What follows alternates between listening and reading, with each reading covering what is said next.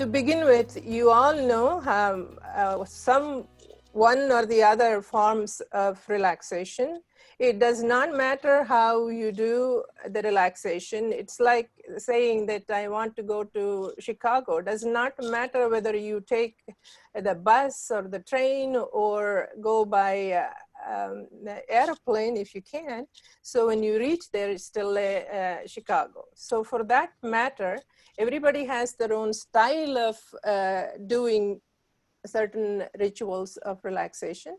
Let us start with abdominal breathing. So you all put your hand on your belly button on the right hand and the left on your chest. Just close your eyes and start breathing. And when you breathe in, make your stomach, your right hand go up. When you breathe out, your right arm hand goes down. Keep doing that for a few seconds.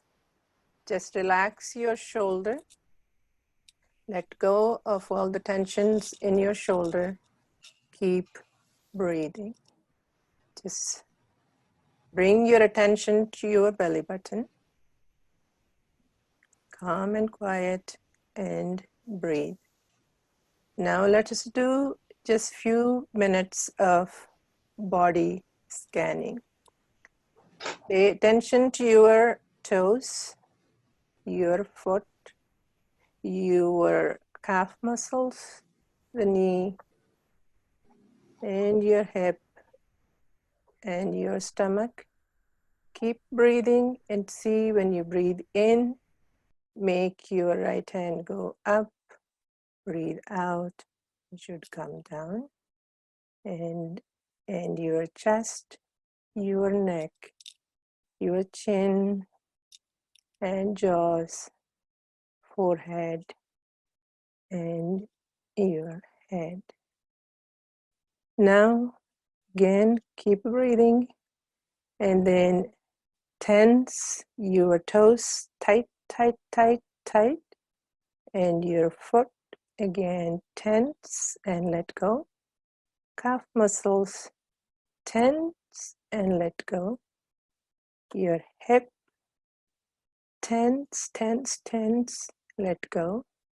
Your stomach tense very hard and let go.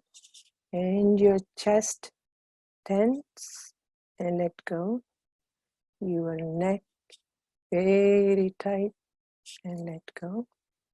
Your face tense, tense, tense and let go. Keep breathing. Just do the breathing. Key in here is when you breathe in, make the stomach go up. Breathe out, make the stomach go down. Just do that for a few seconds. When you're ready, open your eyes. So this is one way of quick relaxation. Now let's talk about, this is me, and I have been doing this for last 25, 30 years. So we have 3 clinics and we do a lot of behavioral modifications, and then write books, and teaching is one of my hobbies. So let's talk about what is new normal. Normal itself is a misnomer because we don't know what the normal is.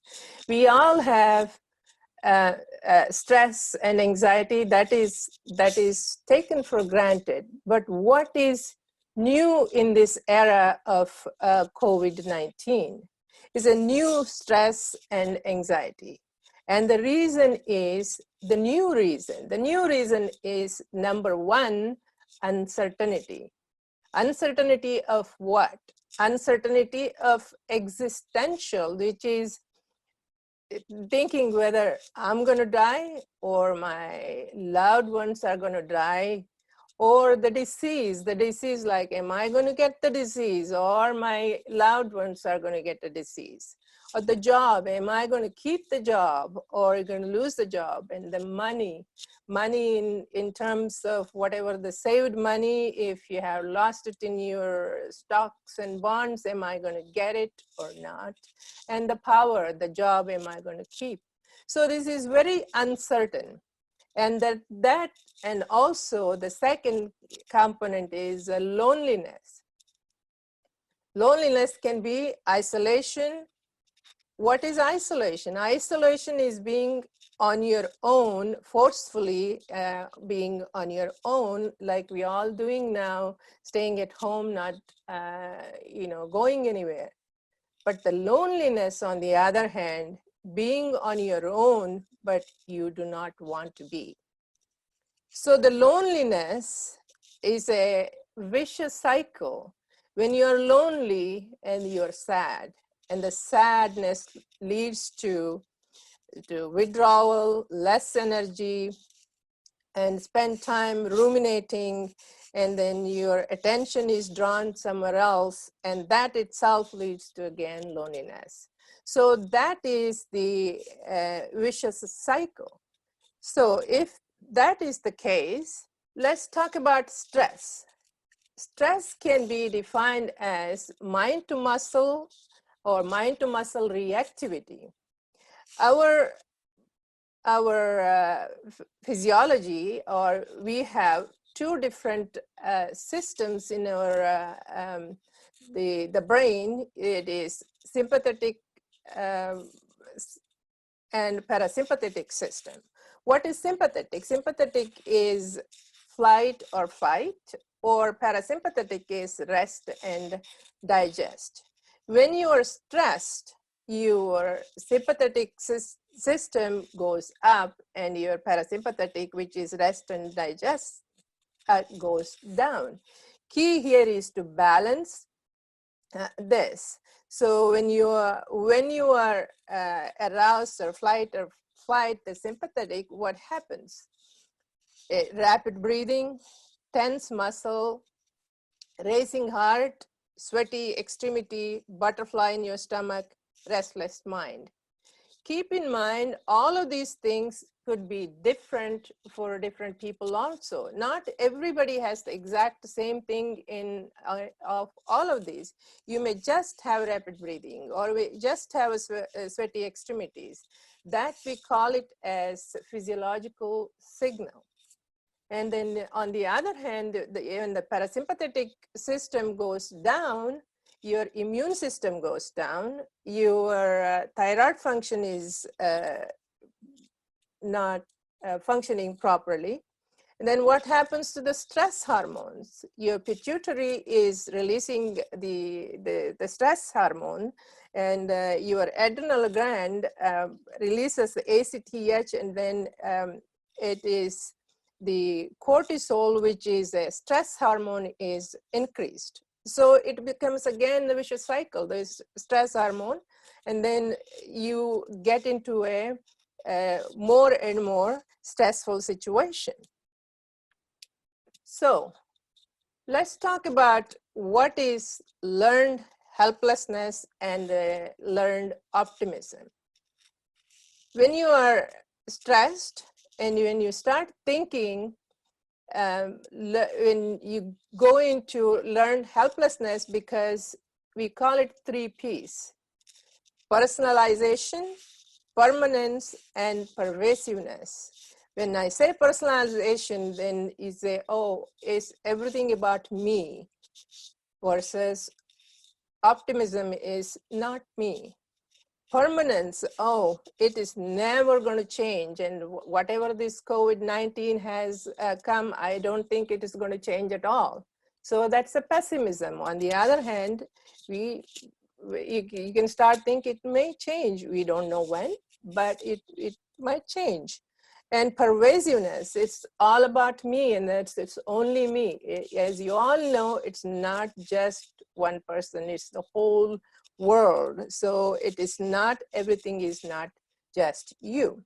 So if that is the case, start thinking of what I can control versus what I cannot control.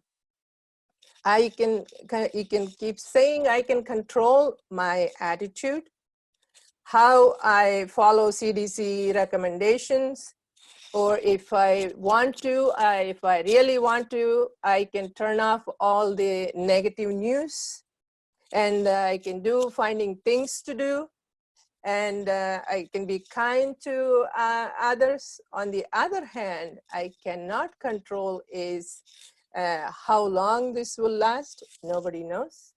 How others will react, it is not in your control. How others will follow the rules, so on. So this is, you think of what you can control versus you cannot control to be, and also it has a 3 parts: it's challenge, control, and the commitment. So what is the solution? The solution of new model of self-care. That's goal, tool, and rituals. What would be the rules? That is, reduce overreactivity of mind and muscle. In a way, the stress is, it is the overreactivity of your mind from your mind. So the tool is what we call it 3 T's: time, touch, and talk. In this COVID time, we cannot touch, but we can touch through our WhatsApp, cell phone, phone calls, and things like that. And the time, you set up a particular time to talk to certain people and your own kith and kin, your own family member, and talk. What do you talk? Talk about your feelings, not about stock market, not about, you know, what has happened to, you know, gossip. It is talk about what is important is the feelings. And the ritual is, in this day and age of COVID, there is no routine to begin with. Even otherwise, your routine has to be deliberately made into a ritual. So I have listed some 12 self-care tools.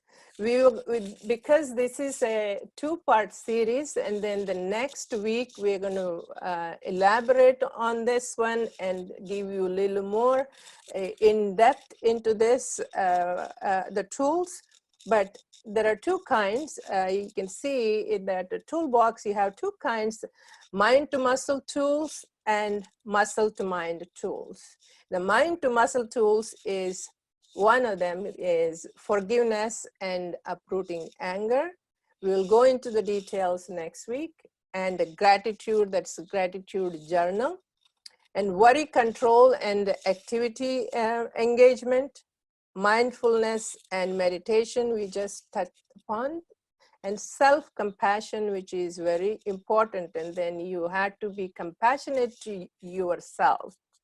And VIA, or the personal strength discovery, that is just to find out what is your strength and what is your weakness. We all have our strengths. For example, some of us write poetry, some of us are very good in singing or art and things, and find that what your strength is, which you have been always wanted to do, but we have not, you cannot do it, and this is the time to do it. And social sharing with your friends and family and the relatives. And the muscle to mind tools are mindful diaphragmatic breathing, we just started, and the body scan.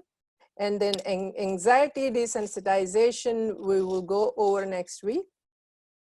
Rest and that is sleep and activity balance, which is very, very important, especially as when we get older. When to sleep, how much to sleep, and how well we sleep is very important.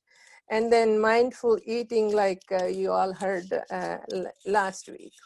And then I will give you some things for you guys to practice. And then next week we will go over and see what all things you have done. We will share it. So what do you do when you wake up? What do you do mid-morning, lunch, afternoon, evening, and bedtime? For example, you wake up, you can do gratitude journal, meditation, yoga, breakfast in sunlight. I say breakfast in sunlight because it's extremely important. We all have to get enough of sun exposure in this era of COVID-19.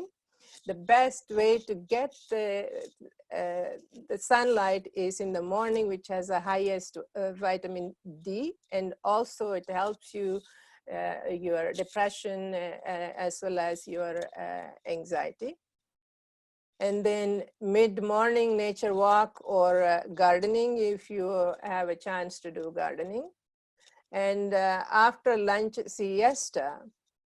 As you get older, taking rest for siesta in the afternoon is important, but how long you do it, not too long so that you can sleep well in the nighttime also. 10 to 15 minutes of siesta is recommended. And again, we talked about time, touch, and talk. And then that is in the evening, and the bedtime, music, or self-compassion, and the reading. These are some of the tools that we have, we will discuss further. The question and answer pretty soon after Dr. Nipa Saif is done talking. So at this point, I will stop sharing and I will let Nipa talk. Thank you, Kusumji. That was awesome. Thank you. And now, Dr. Nipa, your turn. Go ahead. Thank you, Dr. Bhatt. That was extremely useful. I think I should use some of these practices in my dental practice. A lot of the patients who come in are so stressed out usually. So this would be pretty useful for them. So today, last time in my talk, I had mentioned about replacing teeth, and I'm sorry, I talked about tooth extraction and how, as a dentist, I do my best to discourage people from extracting their natural teeth as much as possible. However, there are situations where we absolutely need to extract a tooth. In a situation like that, what do we do next? Is it necessary to replace that tooth? Why and how is something I would like to cover today. When we lose a tooth, let's say, for example, in this case, this is a lower molar this person has lost. Most of the time, people think that, it's not a big deal. My chewing efficiency hasn't gone down, and they are absolutely right. Losing one tooth, maybe even two, is really not that big a deal as far as your chewing capacity is concerned. However, what it ends up doing is what I'm showing you here. It's called a domino effect, where, let's say, when this tooth is firstly immediately lost, these two teeth are standing upright. Where after a few months, these two teeth tend to start slanting towards the open space. When that happens, this upper tooth will then migrate downwards because it needs something to meet with. It cannot be in an empty space. And you can see now that the negative effect this is having on the entire teeth structure. These black areas you see are areas where food would start getting caught because now there are gaps and such. And that's where cavities would start rampantly. So what the danger of not replacing a tooth is not so much the chewing capacity, but more so the damage that you have on the entire dentition. If that ends up being more than one tooth, for example, here, there are two teeth on the top and two on the bottom, the damage is far worse, where now you have these two teeth coming down all the way to the gums. These are going all the way up to the gums. These front teeth start to flare out. And there is even much more damage on this entire dentition. So this is why no matter how many teeth are lost, except for wisdom teeth. Unless the wisdom tooth was replacing one of your important molars, you don't need to replace a wisdom tooth. But other than that, every tooth that has been extracted, you should try and replace that as soon as possible after the extraction and after the healing has occurred. Now, let's talk of the different methods of replacing a missing tooth. Here are some of the removable kinds of dentures that we have. So there are two ways of replacing missing teeth. One is the removable kind of replacement, and another is the fixed kind of replacement, one that is fixed into the mouth. In the removable replacement, we have different varieties, but these two are the most popular. This is what it's called a metal Valplast combination, which is the inside would have this cast metal framework. This metal is actually cast. It's wax, and then they cast it in the furnace, etc. It's custom made, of course. Whereas this is it's like a flexible acrylic, and so this one is a little more aesthetic. I prefer a combination if my patient prefers a denture over a fixed option, or for some reason we can't do a fixed option. My personal preference always is to give a combination of these two, which is doing the metal on the inside, but do these clasps on the outside so that, you know, it's kind of blends well with the gums, and it's not, it's aesthetically a little more pleasing. The problem, so the pros of a partial denture obviously is that you have replaced your missing tooth, so all those negative effects I talked about in the earlier slide are obviously not there anymore. The cons of a partial denture as opposed to a fixed, of a removable denture versus a fixed, is that these clasps do have a negative effect on the teeth that are supporting them over the long run. It's just simple rules of physics, because if the tooth replacing this, if the tooth here is taking all the load of, as you chew, this pressure kind of moves this denture in this direction, and along with that, the tooth also tends to move ever so slightly. And over a period of 10 years, you are going to start to lose some attachment on those teeth.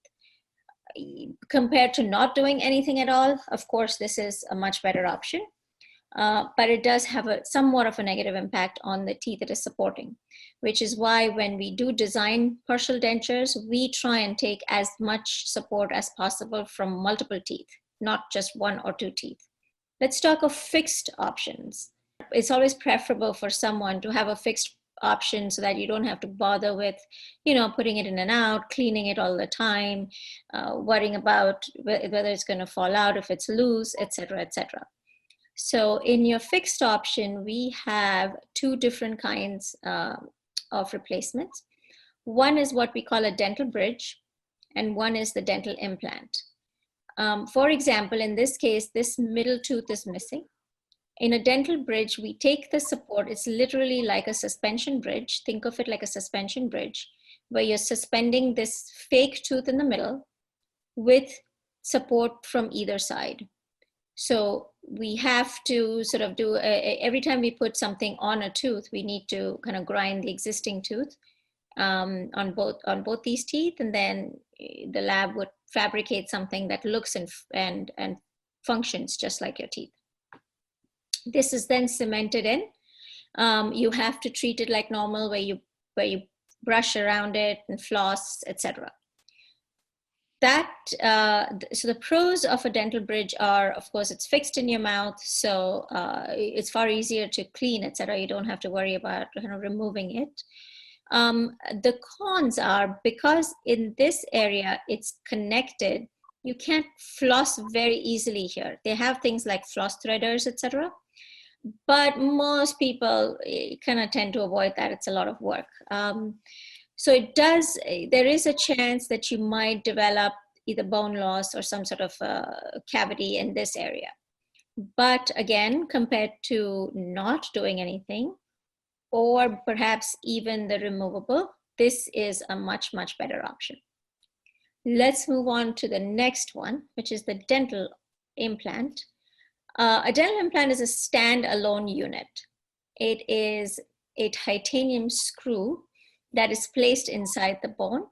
And then there is this little part that sticks out, which simulates this part of the tooth. It's called the abutment. And then we put a cap or a crown on top of it. The titanium screw is placed either by an oral surgeon or an implant surgeon, or perhaps your general dentist if they are experienced enough. Once it is placed in, it takes about 3 to 4 months for the bone around it. You see the screw has these, it's like a screw, so it has these notches in it. And over about 3 to 4 months, the bone starts to form around these notches. It gets inside the notch so that it's held very tightly. We have to wait for that to happen and for this implant to be completely stable inside your bone before we go in and load it, as it's called, before we go in and sort of put the abutment and the cap so that you can start chewing on it. While that is happening, we either leave this alone, or we can put a temporary, if your dentist feels that yours is the sort of dentition where the teeth might move easily while we are waiting for these 3 to 4 months, they might suggest like a little removable temporary denture just to hold the space, just so that these don't start to move in. The advantages of a dental implant, obviously, are that you're not grinding tooth structure. It absolutely simulates a dental tooth. It's the closest to simulating a dental tooth in form and function. And it's very easily cleansable. You can easily floss between these teeth. The disadvantages usually are financial. However, nowadays there are more and more of these Chinese implants coming in, which are obviously cheaper than the regular ones. And some of them are quite good, some of them not so. So you have to kind of do your research and see which dental implant works best for you. Dental implants are not for everyone. If you're a severe diabetic and such, your body may not be able to generate that bone that's needed. If it's an uncontrolled diabetes, it may not be very wise for us to do surgeries and such. It might actually be counterproductive, in which case we would either opt for the bridge or the denture. The point is that, like I said, no matter what, it is extremely important to replace missing teeth. Now, let's talk about teeth where you have all your teeth missing, a full denture. Now, as you age, you're losing bone every year. You lose X% of bone every year, and you will notice that your dentures are getting looser and looser. Yes, you can go in and kind of, keep adding material to that denture to make it tighter, or keep making new dentures, but at some point, there will not be sufficient bone to hold that denture. The only thing that holds a denture in place is the existing bone structure. What has now come in the market is something called an implant supported denture. So what would happen is you would have, say, 4 implants. They are placed strategically in, like, say, one in a premolar area, one in this canine area, and then again on the other side. And then they fabricate a denture that sort of just kind of sits on it. It's like stuck into it. It's a fixed kind of an option where your dentist then goes in and screws it up from the top. This is one of the best options now in the market. Again, it is not for everyone, because you do need some amount of bone structure for us to be able to put an implant.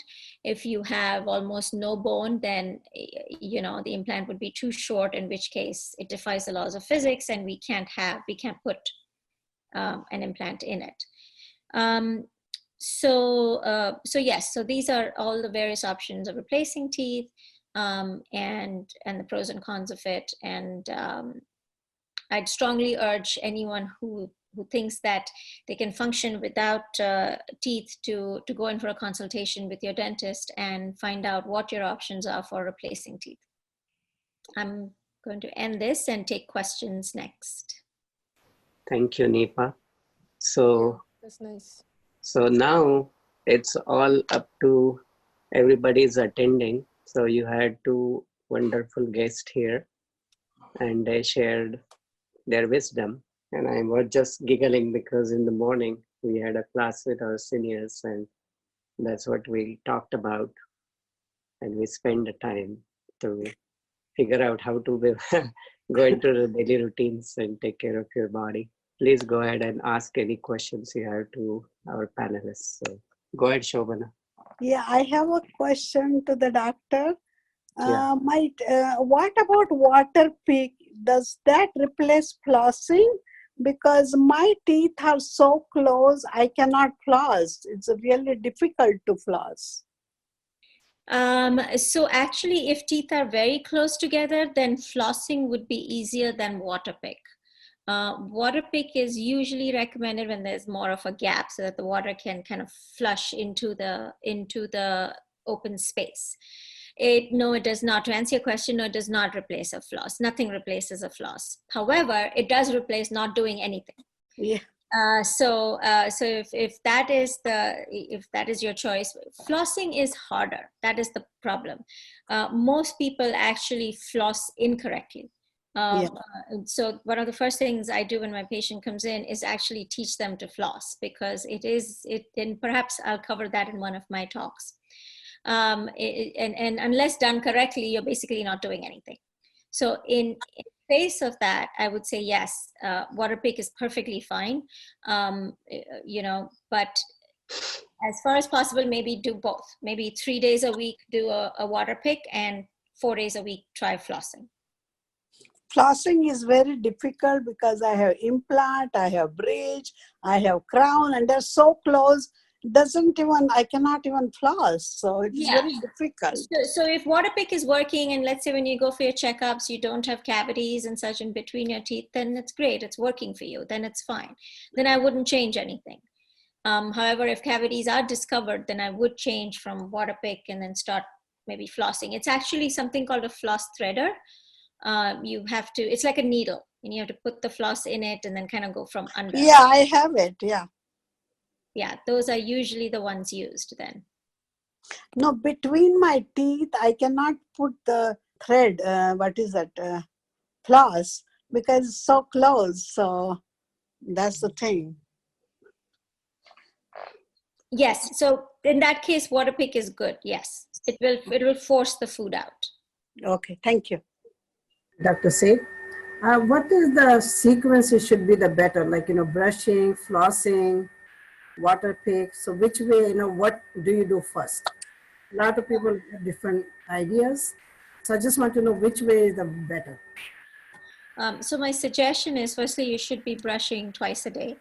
So mornings, usually when people are in a rush, if possible, you can try and brush after your breakfast, so that you have now removed not only the night's plaque, but also whatever you've eaten from breakfast. If that is not a possibility, or it's something that you don't care for, then you can brush before breakfast. And I had addressed this last time as well. I absolutely recommend electric toothbrushes. So you would use your electric toothbrush. I personally do not floss in the morning. I'm too much in a rush. And flossing cannot be done when in a rush. The brushing should go on for about 2 minutes. Then you rinse your mouth and you clean your tongue with a tongue cleaner, not the toothbrush. And that's that for your morning. If in the afternoon, after you've eaten, if you have a toothbrush handy and can brush, great. If not, just rinse your mouth. It's not essential to brush at that point. At night, you do want to brush, then floss, and then clean your tongue. And when do you use the Waterpik? So it's either floss or Waterpik. It's one of the two. So or brush, Waterpik, clean tongue. Okay. So in that order, brushing usually comes first. You don't want to, you want to remove all the majority plaque with the brush, and then go in and do the finer one with either your your floss or your toothpick. Yeah, because in the morning I brush. I brush 4 times a day. You know, before Oh, breakfast, after lunch, after dinner. oh wow, okay. But the only thing, you know, since I start using the water pick, my dentist said my gums, I mean, my gums are always had been good, but she said now this is much more healthier or much better. Excellent, So, excellent. and I really like it. And because if I don't do that, I feel like something is wrong. And same thing with the cleaning the tongue. It's always been like brushing, clean the tongue and the water pick. Yes, exactly. But So I have another question. But what I have noticed, I'm not satisfied. So I just want to see if everything is clean. So I take the toothpick and I go in every teeth, and there is some white plaque comes out. You know, once. that is exactly what a floss removes far better than you said it, just you hit the nail on the head. That's exactly what a floss removes far better than a water pick. Right. So Those what I start little doing tiny after. pesky sticky stuff. Right. So what I start doing now, because when I see that, so after the water pick, I do floss, but still I'm not satisfied. I still use the toothpick a little bit. So once in a while from somewhere it comes up, sometimes it does not. Yeah, and I'm glad you addressed toothpick. On the on the topic of toothpick, I can't tell you how many dental emergencies I have in the year where the toothpick or a splinter of the toothpick has embedded into the gum. These toothpicks are not made from the best materials, and a lot of these splinters do sort of come off and get embedded into the gum. So I'm not such a major fan of toothpicks. No, I have that, you know, the rubber tip. Oh, the rubber tip. Yes, yes, I yes. use that. That's different. Yes. I keep in my purse also. Suppose sometimes I cannot brush after dinner, lunch, you know. Yeah, yeah, yeah, I yeah. just That's not a toothpick. The rubber tips are good. Yeah, rubber tip. yeah, Okay. yeah. Thank you so much. Of course, my pleasure. So another question for Nipa. So the question is from Veena. So she wants to know how safe it is to see the dentist in this time. So I believe everybody has this question. Yeah. Excellent question. So right now, the CDC guidelines and the ADA, which is the American Dental Association guidelines, prevents us from practicing unless it's a dental emergency. So you should not be seeing your dentist for anything other than pain, swelling, etc., etc. And even then, the first line of defense from our end is always medication. We will try and bring down the pain and swelling with antibiotics, anti-inflammatories, something to that effect. If that doesn't work, we will refer you. There are specialists who are working. They have their N95s and the all the face shields and whatever else, who are following the CDC guidelines. The problem is not all dentists are still equipped with that. We are in the process of doing it. In fact, I'm part of a WhatsApp group which is pinging every day because now we're in the process of buying our masks and all the equipment needed, because dentistry is going to be very different for the next year or two. Unless that happens, we cannot see patients because with the aerosol, etc., we do more damage than good. So it's only these specialists who right now are following CDC guidelines that we would refer you to, and only for emergencies. Thank you, Nipani. So I think I'll ask the same question to Kusum also. What should be people's take to see the doctors, or if they need something basic? It's again depends on your county to county. For example, in our county, John Muir is one of the major hospitals, and they have started elective surgeries, and then they started doing antibody testing, which is available, and then in fact in the other hospital like Antioch, it is more available. So it all depends on your county to county. On the other hand, in our own clinic, and then we have started doing some procedures. For example, endocrinologists are doing the biopsies, and then we do a skin test. but wearing, completely, protective masks. And then we give the injections in the parking lot, and we do not have the injection given yet inside the thing. So it all depends on place to place, and then the county to county. So the best thing is to listen to CDC guidelines and then follow that, because this is changing, and then every day things are changing. For example, there is a new findings now. It's called happy hypoxia, and then which is you may not have any symptoms. You could be at home, but all of a sudden you don't have enough of oxygen, and then people are dying. So things are changing. It is not the same every second. Yeah, thank you. So any other questions from anyone? Okay, Amal, go ahead. Let me first thank Dr. Kusum and Nipa for their very educative guidance. And I have two questions for Dr. Nipa. Number one is, you have already answered my question. I had a full denture on the upside, and it was working perfectly all right. But nowadays, I feel that it has become a little loose, because while I am eating, sometimes it has a tendency to fall. So the best way is that polyethylene adhesive or something like that.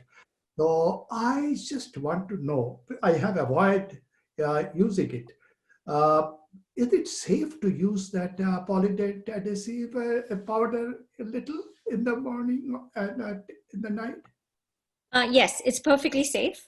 However, as far as your, how old is your denture? Oh my God, I am very old. I'm sorry, your denture. How old would it be? I am 82, and I am very, very grateful to my dentist. Her name is Dr. Vijay Lakshmi Acharya. She is based in. Oh, I know her very well. Yes. Okay. Now, she gave me the courage to smile, which earlier I could not do that. Okay. Yeah. But the problem is now I am okay. And my wife has also got given partial denture last year. Very uncomfortable. I said, you will get used to it. Don't worry. He says, no, it comes off. Is that? I says, the only way is that adhesive, polyethylene adhesive, little, not much. You just do it in the morning, and keep it there. And in the night time, you take it off. Don't go on taking off and on, then you will have trouble. Right. I would suggest, at least for the full denture, to do something called a lab reline process, where they just take an impression of the inside. Basically, the inside, the part which is attaching to the bone has changed. So they now need a new impression for that, and they add little material there. So there'll be a new base now. So it'll go to the lab for a couple of days or whatever it is. And then when it comes back, it's a little tighter. And then you can, if you need to, you can continue to use Polygrip or whatever. For the partial dentures should not come out that easily. Then there is something incorrect about the design of the partial denture, probably. Because partial dentures are solely take support from the teeth, etc. So if they are coming out, then something else needs to be looked into. The design needs to be changed or something. But if Polygrip is working, then please go for that. Okay. This is number one. Thank you very much. And I have to get your address, Dr. Nipa, because I am really scared to go to any dentist over here, because the medical cost is so exorbitant, and I am a retired person. I can't afford, just simply can't afford full denture, $12,000, $14,000. I said, oh my God, where from I will get it? So I will go to India and get it done. And that is what I am doing. And second question is that is it necessary? I put it in that, again, that Polident and that what you call Walgreens, some tablet in the water in the night and overnight soaking. Is it necessary to do it daily, or or just 3 to 4 days alternatively? 3 to 4 days is sufficient. It just unless you start noticing stuff collecting in your denture, but 3 to 4 days is usually sufficient. Because Daily. nowadays I can't go out because of this COVID restriction, shelter at home. So I was thinking of economizing, use of tablets, Yeah, no, daily is absolutely not needed. Okay, Dr. Nipa, thank you very much. And now you have another question I had, but you have already Okay. replied to that. So thank you both, Kushumbe and Nipa. Thank you very much.